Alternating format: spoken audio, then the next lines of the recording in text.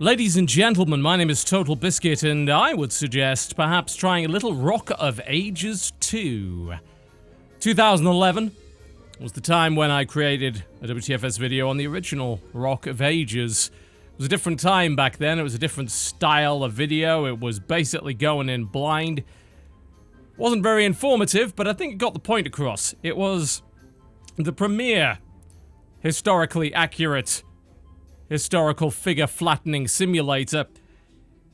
It was a cross between bowling and tower defense, with a Python-esque, interesting and hilarious take on history and mythological creations and figures.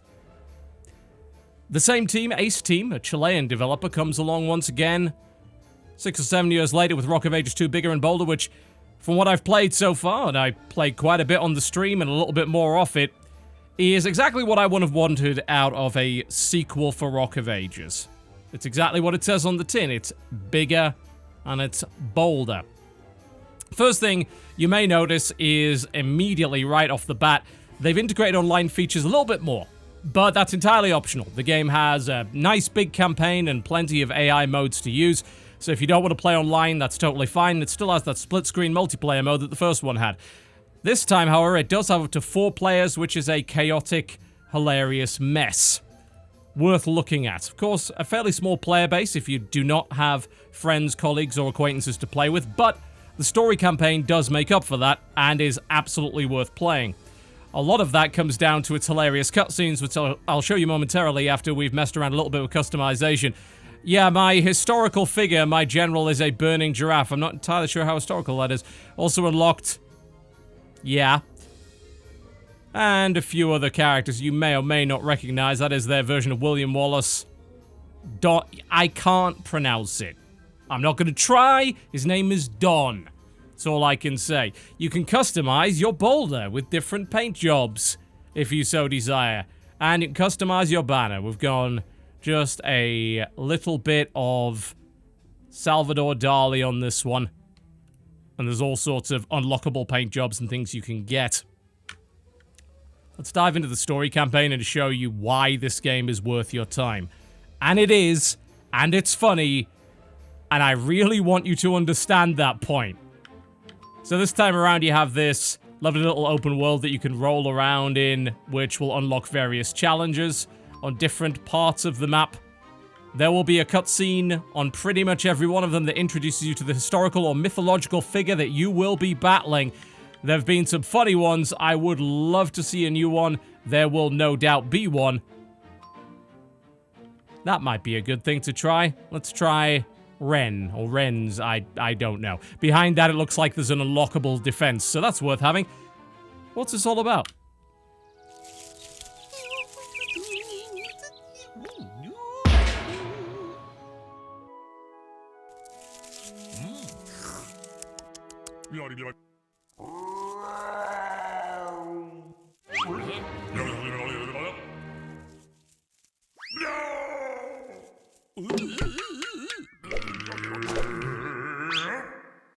Excuse me?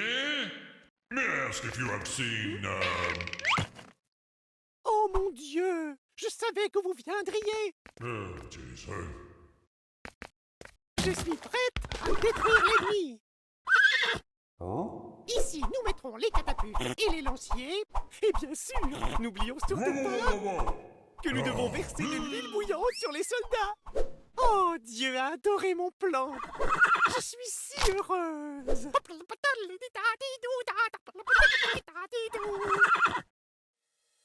That was goddamn magnificent. They're pretty much all goddamn magnificent. So many incredibly funny scenes. They put voice acting in this time, which I was a bit worried about.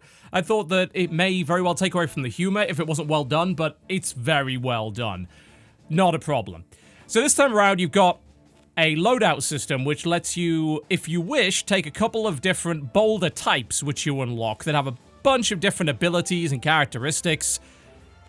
In the first one, if I recall correctly, you had like 4 different boulders that you could choose from dynamically in the game. This time around, you can choose them beforehand, and as I said, you can choose a couple of choices if you wish. And then, of course, you have all of these defenses that you can pick up, and there's a lot of different ones, lots of them. So We grab a whale. It's a very effective defense. You might be surprised to learn that.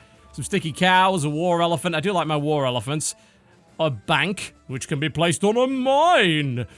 That will glow and that will earn you some extra cash. As I said, it does have that big tower defense aspect to it. Fireworks cannon, that sounds like fun. And all these different boulder types. The tar boulder, every time you jump, will stain the battlefield. There's a big armored boulder with strength. I do like that one. This one's made of cows. Not very effective, but it builds very quickly. And that is an important aspect. So, a bit more strategic choice right off the bat. And that means, of course, the campaign is going to give you a lot more progression and these awesome unlocks that give you more options as you go through it. Which means you don't have to just be carried by the comedy, even though, frankly, that's more than enough to do it anyway. The level design this time around, as far as I'm concerned, is also a lot better on the courses. It is very creative. There's a ton of really awesome detail in the background. It's kind of phenomenal. And you also have dual track courses this time around, which are a little bit more complicated. Outside of that, the same sort of thing goes. You have to build defenses to try and ward off your opponent's boulder, because they're trying to ram down your castle gates and murder your historically totally accurate general. Such as, you know, the burning giraffe. Absolutely 100% historically accurate. I will take absolutely no criticism on that matter, because you would just be wrong in every way.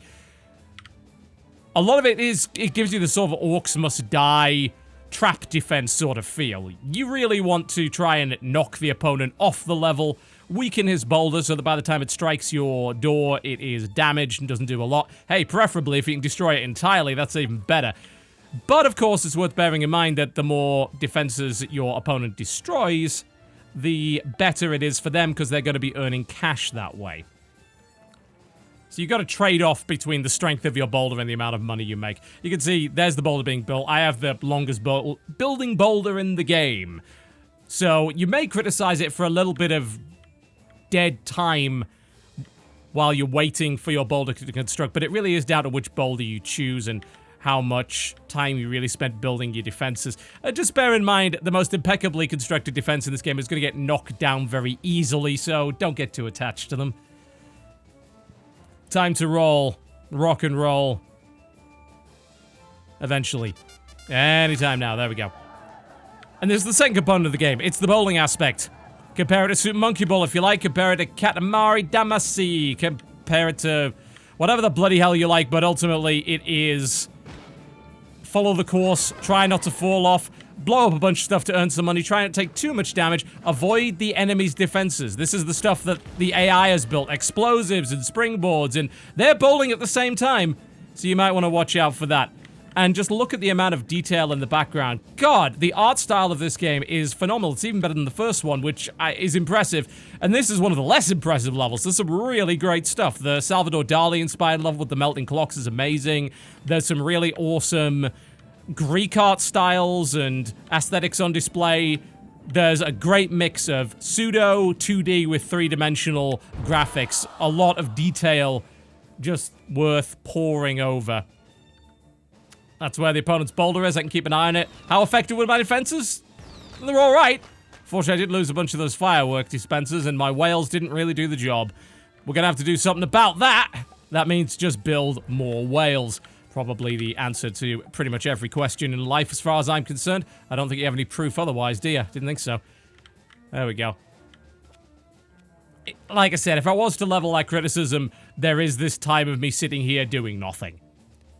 And it would be nice in an AI game if there was a button to speed this up. Because I got nothing to do now. And I've got to just sort of sit here. It gives you a little bit of time to maybe learn the course and not take quite as much damage. Look at your enemy's defenses. But outside of that, it is a bit of a pain and a bit of a waste of time. It was a problem in the first game. It's a problem here. It's arguably even more of a problem because of the length of construction time on some of these pickable boulder types.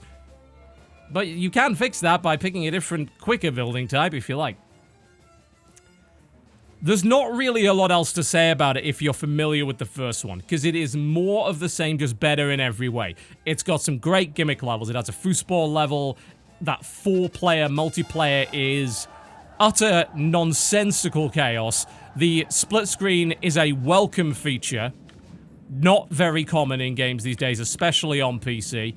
It's an ideal game for console, as well as PC, frankly. Every aspect of it, I think, is better. Unless you are a big fan of the whole 4 boulders that you can dynamically choose between for money, which is gone this time in favor of that loadout. I don't see any real way to argue that this game is just not flat out superior to the first game in, like, every possible respect. Which is what you want out of a sequel, right? It absolutely is. And you don't need to have played the first one to enjoy it. Not at all. Having a little bit of historical knowledge helps, but I think those cutscenes are just funny on their own. Genuinely amusing. Kind of without even trying to be. Definitely not try-harding or whatever way you want to describe it. And a genuinely enjoyable, funny, strategic game with a little bit of dexterity and balance thrown in there for good measure. And a game that is unfortunately sort of as a result of coming out at a kind of a bad time, probably going to be a little bit run over by all of these amazing releases this week on a bunch of different platforms. That just happens. It's definitely bad timing on their part, but it is what it is. The first game can be picked up a little bit cheaper, but it doesn't quite run as well as it should maybe on modern systems these days, so it's nice to have an updated version.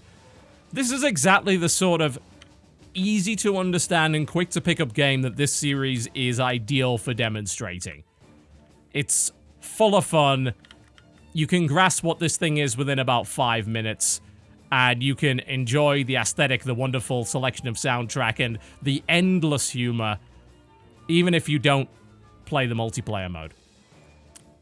It's cracking, is what it is. I imagine there is a Kraken in it, as far as I'm aware. I know there's a Sphinx. There's a bunch of bosses in the game as well, so that's a little bit extra variety on top of what was there. But sometimes it can be a little bit difficult to remember what was in the first one and what wasn't, because it was so very long ago. But one way or the other, you can always make the argument that an incremental sequel that makes the first one better in every single way is good. That's maybe the traditional way of doing sequels, and maybe that's a good way of doing sequels. Radically changing what made the first one good in the first place is not necessarily the best approach. I'm gonna jump out of this level because I just would actually, well, never mind. We'll see if we can maybe ram down the door, because I'd love to show me flattening Joan of Arc, because that is also a genuinely funny and satisfying moment that really never gets old. But I would like to show you a level that's a little bit more aesthetically creative. I did say, look, the game's got some really awesome aesthetic elements like that, but in terms of level design, this is one of the weaker levels. There we go. Better physics is always nice as well for the destruction. Don, congratulations. And I unlock Joan d'Arc and her special boulder and all that kind of good stuff. Let's go back to one that was really aesthetically pleasing. Let's see. Oxfordshire, not so much. A little bit too much grass going on there, maybe. This, I think, is Scotland. Yes, I do remember my basic geography. Always nice to know that I haven't quite forgotten that. Looks like there's some special unlockable levels that I could check out right now. Go and grab whatever that defense is. Explosives, lovely. Those barrels are fun. There was a really good one. Probably the Salvador... Yes, this is the one, I think. The Salvador Dali style level. And you can also play it in different modes as well. The obstacle course is pretty great. Let's watch another cinematic. Huh?